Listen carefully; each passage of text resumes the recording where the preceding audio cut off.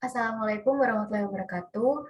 Perkenalkan, nama saya Lucy Nidia Pastika dari kelas 2 dan 4 ITB dengan NRP 31206020. Pada video kali ini, saya akan menjelaskan mengenai working with database yang ada pada HI Framework.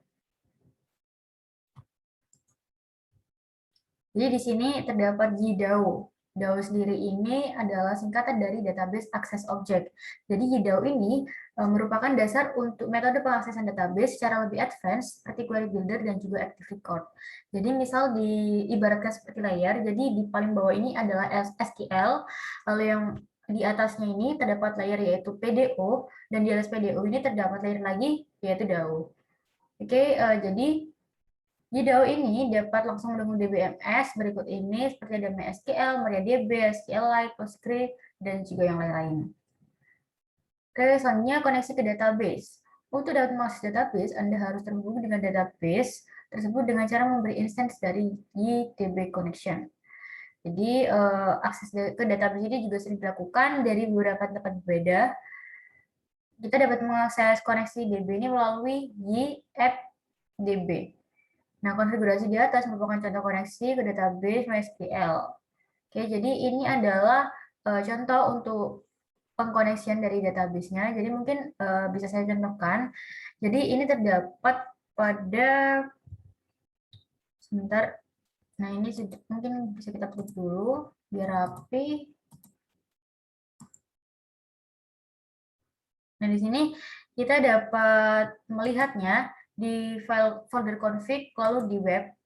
Nah, di sini terdapat components, lalu kita scroll ke bawah, dan di sini terdapat DB, di mana DB ini dia memanggil variabel DB, di mana variabel DB sendiri ini berisi tentang required dir DB. Jadi dia memanggil directory db.php, di mana jika kita lihat di sini, db.php ini isinya adalah return class, destination, username, password, char set.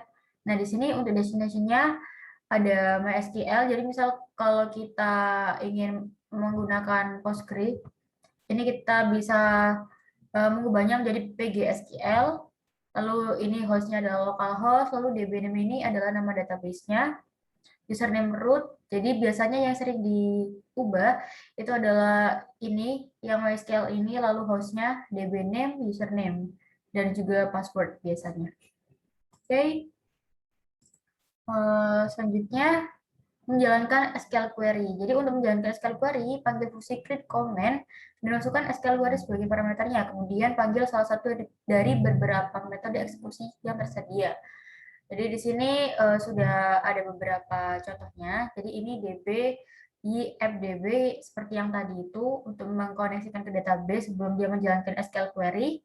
Nah, terus di sini terdapat create comment seperti yang ada pada ini. Teori ini. Jadi DB, create comment, lalu query-nya. Nah, di sini terdapat macam-macam, ada query all, query one, query column, dan query scalar. Nah, di sini untuk query-nya itu sama seperti SQL biasanya pada dasarnya. Oke, selanjutnya ada binding parameters. Mungkin untuk yang SQL ini bisa saya contohkan terlebih dahulu. Jadi untuk langkah pertama kita akan menambahkan controller terlebih dahulu. Mungkin di sini saya akan membuat satu controller lagi dengan nama stb controller.php. Oke. Nah, di sini saya akan menuliskan beberapa code.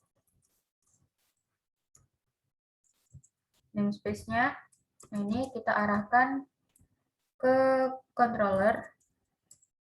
Oke, lalu untuk use y, karena kita akan menggunakan y-nya juga, lalu use y kita panggil untuk controllernya juga. Oke, selanjutnya di sini kita akan membuat kelas. Nah, untuk nama kelasnya ini disesuaikan dengan nama filenya, yaitu testdbcontroller. Lalu extends dari controller tadi. Oke, selanjutnya di sini kita akan membuat satu function. Oke, di sini untuk nama functionnya kita beri nama action read misal. Lalu untuk parameternya kita kosongi. Nah, di sini kita dapat menuliskan, jadi pertama kita tuliskan $db sama dengan seperti yang tadi y.2.2 $@db. Oke, selanjutnya di sini terdapat kita buat satu variabel lagi yaitu rows. Nah, ini digunakan untuk query-nya yaitu db lalu create comment.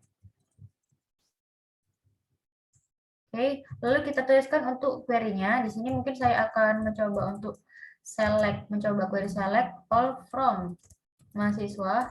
Nah, mahasiswa ini dari mana? Jika kita lihat di php.my-admin. Nah, di sini pada project GBasic yang saat ini kita gunakan. Nah, di sini terdapat tabel mahasiswa. Nah, artinya di sini saya akan menampilkan semua value yang ada pada tabel mahasiswa. Seperti itu. Nah, lalu di sini kita tambahkan query all. Oke. Selanjutnya kita render terlebih dahulu. Render read di sini di mana setelah ini kita akan membuat file read pada view-nya tadi, pada views.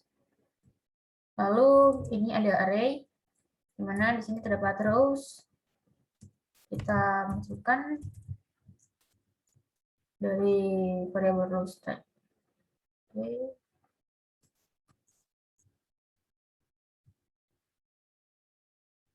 Oke, selanjutnya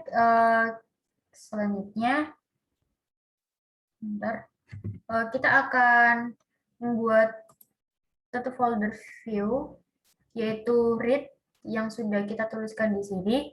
Jadi kita akan membuka folder views, lalu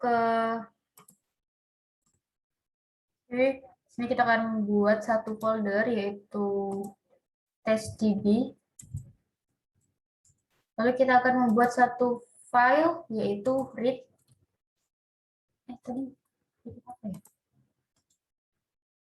File, kita akan membuat satu file yaitu read.php.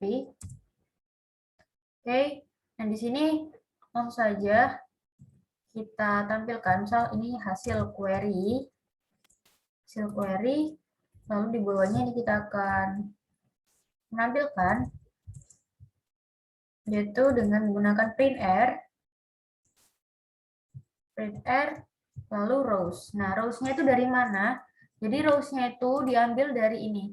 Jadi rows yang di variabel ini itu kan dia istilahnya itu sebagai tempat untuk menyimpan hasil dari query ini. Nah, dari data-data ini, dari variabel rows ini, nanti akan dilempar ke rows yang ini. Jadi, rows yang dimaksud di sini itu yang kiri ini, bukan yang kanan ini. Gitu. Jadi, misal ini kita ganti deh, misal jadi value. Biar nggak bingung. Nah, di sini kita ganti menjadi value juga. Hapus value. Ini aja biar nggak bingung.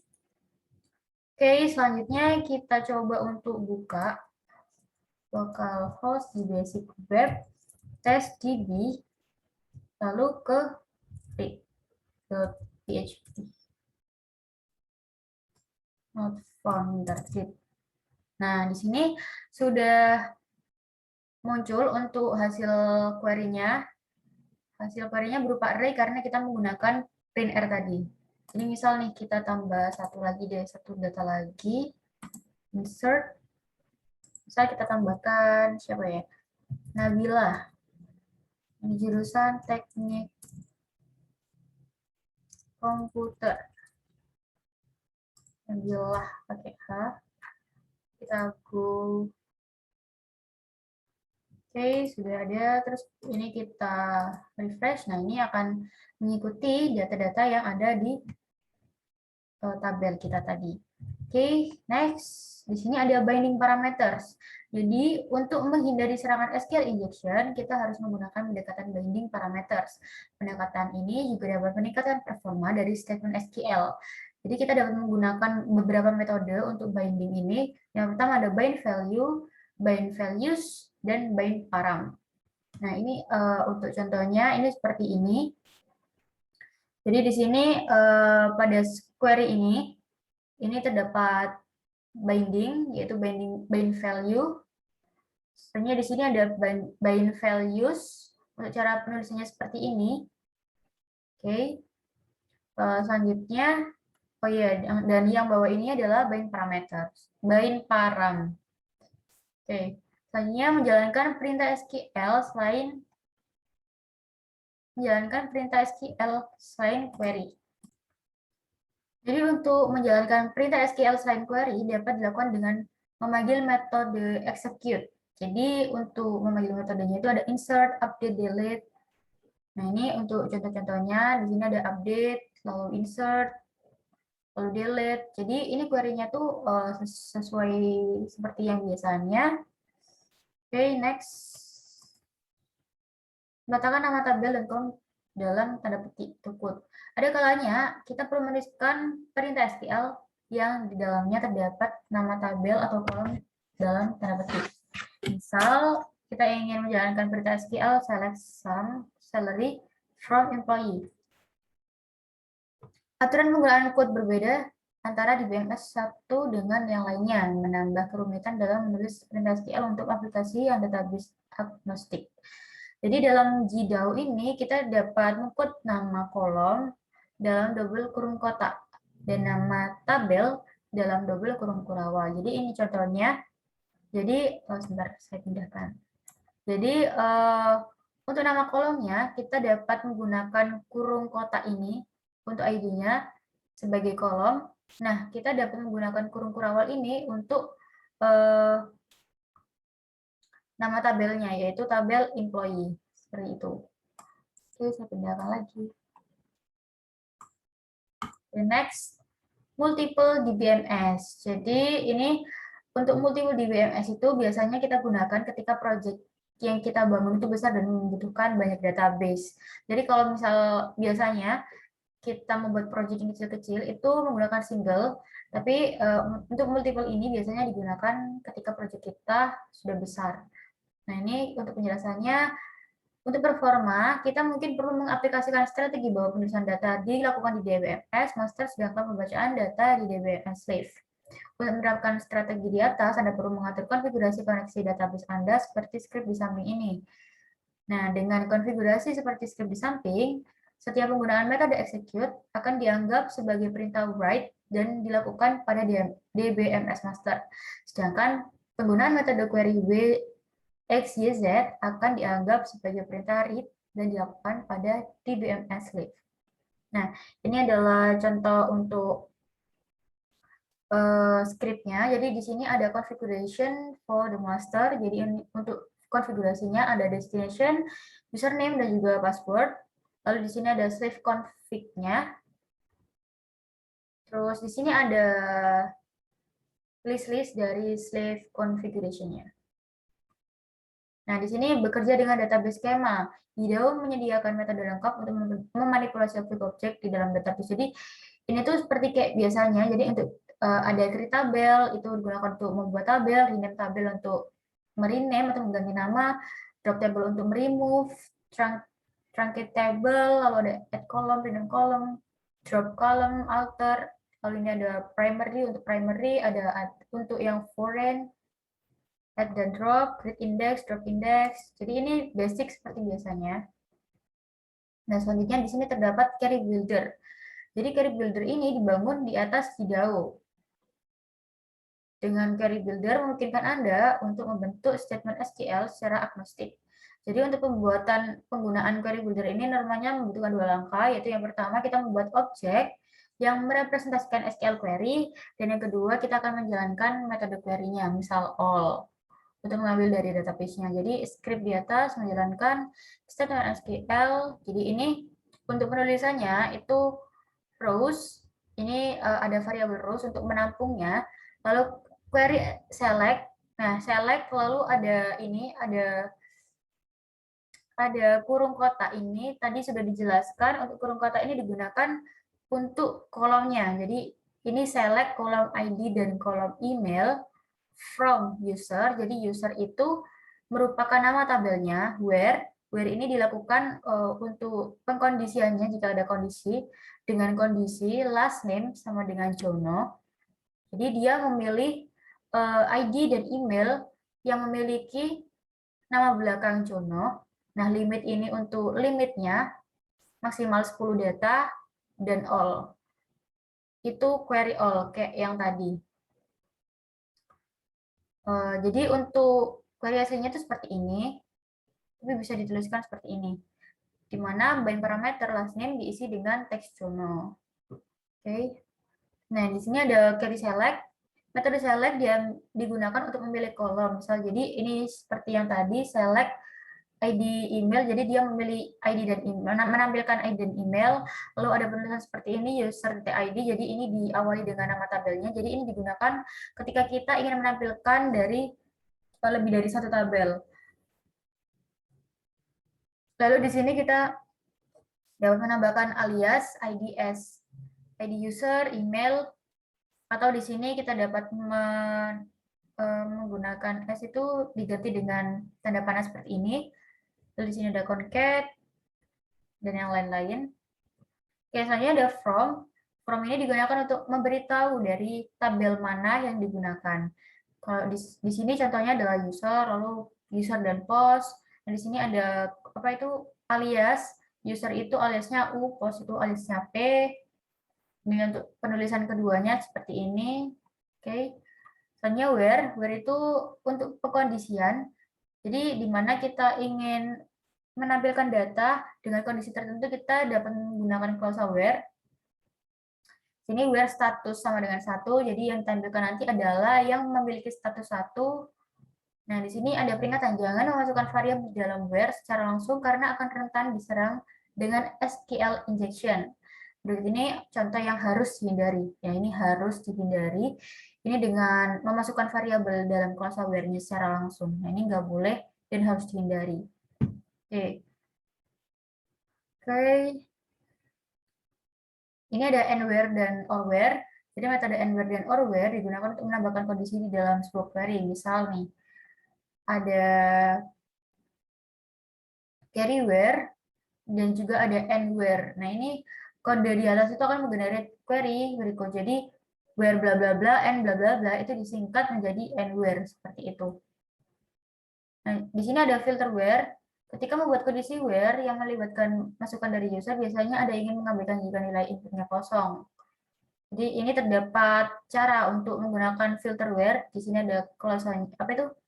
Scriptnya. Oke, mirip seperti metode and-where dan or-where. Anda juga dapat menggunakan metode and filter where dan or filter where untuk menambahkan kondisi dalam sebuah query. Dan di sini ada order by, group by, dan having. Jadi order by ini digunakan untuk pengurutan. Jadi misalnya nih, kalau di SQL itu kan ada ASC, ascending dan descending. Jadi bla bla bla bla bla bla bla bla order by bla bla bla ascending atau descending seperti itu. Jadi order by ini digunakan untuk pengurutan. Di sini ada add order by juga, lalu saja ada group by di sini untuk pengelompokan. Selanjutnya ada having juga yang dapat kita gunakan dan untuk penulisannya itu seperti ini. Limit dan offset. Jadi limit itu seperti yang tadi. Jadi ketika kita ingin menampilkan data 10 dari 100 data, nah itu kita dapat menggunakan limit. Oke, digunakan menentukan bagian limit dan offset. Oke, untuk DBMS yang tidak mendukung limit dan offset, query builder akan mengenerate statement SQL yang mengimplasikan fungsi limit dan offset. Oke, query method. Query method ini ada all, one, column, scalar, axis, count. Jadi seperti yang di awal tadi, itu kan ada query all, query one, query column, query scalar, dan lain itu sama seperti ini. Lalu ada batch query. Batch query, ketika melakukan query pada tabel yang berisi banyak data, memanggil metode bukanlah pilihan yang tepat karena ini akan menggunakan memori yang besar. Jadi kita dapat memanfaatkan data kursor untuk mengambil data perbagian. Nah, secara default batch query akan mengambil satu data untuk setiap iterasi. Kita dapat mengubahnya dengan seperti ini. Kita dapat menggunakan metode batch. Jadi misal kita ada data 100 nih, terus kita mau ambil 10 gitu. Nah, Nah, kita bisa memanfaatkan batch query ini. Nah, contohnya seperti ini, ada for each query batch 10. Nah, dia akan looping sebanyak 10 kali. Nah, mungkin untuk penjelasan saya kali ini bisa saya cukupkan sampai di sini. Nah, selanjutnya akan saya jelaskan lagi di part kedua. Jadi untuk video kali ini bisa saya cukupkan. Mohon maaf apabila ada salah kata. Terima kasih. Wassalamualaikum warahmatullahi wabarakatuh.